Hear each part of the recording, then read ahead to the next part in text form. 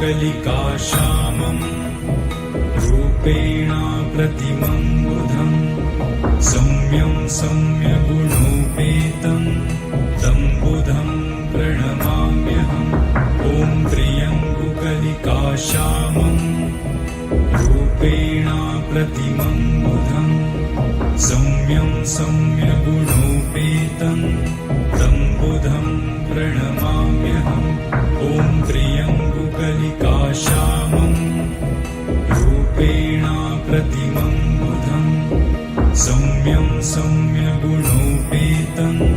तं बुधं प्रणमाम्यहम् ॐ त्र्यम्बकलिकाश्यामम् रूपेण प्रतिमं बुधम् सौम्यं